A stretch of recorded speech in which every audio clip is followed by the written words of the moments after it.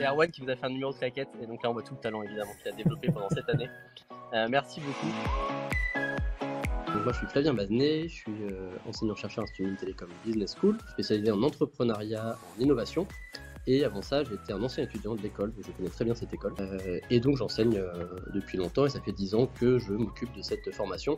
J'ai fait un master 2 en management du sport dans une école de commerce qui s'appelle Amos. Et donc à l'issue de ce master 2, j'ai décidé de me former un peu plus en profondeur sur le métier d'ingénieur d'affaires. Aujourd'hui, je travaille en tant que Sport Services Coordinator au sein du comité d'organisation des Jeux Olympiques de Paris 2024. C'était l'alternance que j'ai fait pendant que j'étais en cours à l'Institut Mines Télécom.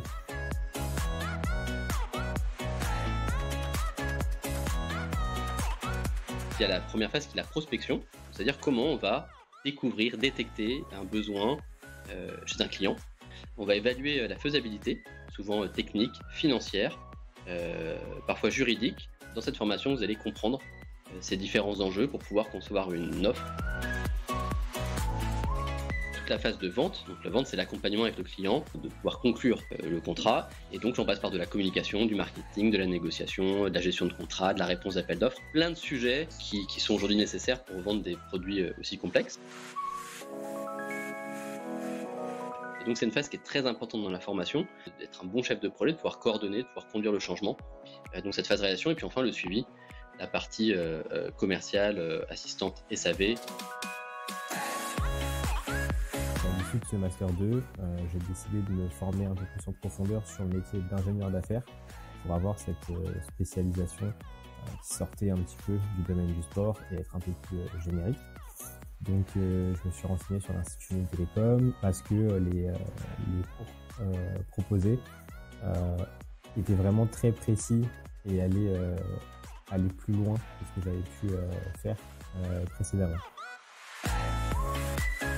Alors évidemment, on a beaucoup de gens qui travaillent dans des parties commerciales. D'ailleurs, on a fait une petite étude, 40% en général qui vont vers des fonctions commerciales au sens large. Donc c'est autant de la gestion de grands comptes que des fonctions d'achat, que technico-commerciales, du chef de produit, de marché quand c'est à l'international. Donc ça, c'est des fonctions qui sont rattachées pour moi en tout cas dans la façon dont on a mesuré ça au commercial. Une autre partie qui travaille dans la gestion de projet, 20%, donc là des chefs de projet qui viennent sur de la maîtrise d'ouvrage. Et puis l'autre partie qui reste, qui se ventile de manière à peu près équilibrée, une partie qui va vers le conseil et l'audit. On sait que nos étudiants sont très débauchés par ce type d'entreprise, de conseil et d'audit, pour faire consultant des nouvelles technologies, parfois commerciales. Au niveau de mes camarades de classe, il y avait beaucoup de personnes qui travaillaient dans le secteur bancaire, la BNP, la Société Générale, etc. Beaucoup de gens qui étaient à Thales aussi. Donc c'est vraiment assez bien réparti au niveau des secteurs. 80% des étudiants qui passent leur soutenance, vraiment la soutenance orale tout en fin d'année, ont déjà à 80% une proposition de CDI ou ont déjà signé. Donc vraiment avant de sortir, avant d'être diplômé. Donc ça pour moi c'est un vrai critère de bons débouchés dans des secteurs qui les intéressent. Nous, on ne croit pas, en tout cas à IMTBS, qu'on fasse encore de la pédagogie comme on le faisait avant, c'est-à-dire tenir 7 heures assis dans une salle de cours à écouter. Même s'il faut un peu de cours théorique, ça ne fonctionne plus. Donc on fait beaucoup de cours intégrés, c'est-à-dire qu'on fait à chaque fois de la pratique, du théorique, du mode projet. Et tous les modes projet qu'on fait, c'est pas sur des études de cas un peu fake, comme on peut le faire dans plein d'endroits. On trouve toujours des études de cas qui sont des vraies études de cas de l'entreprise, d'entreprise des cas réels. C'est bien sûr un rapport écrit qui doit se faire tout au long de l'année avec des parties très précises. Pareil, un cahier des charges à suivre.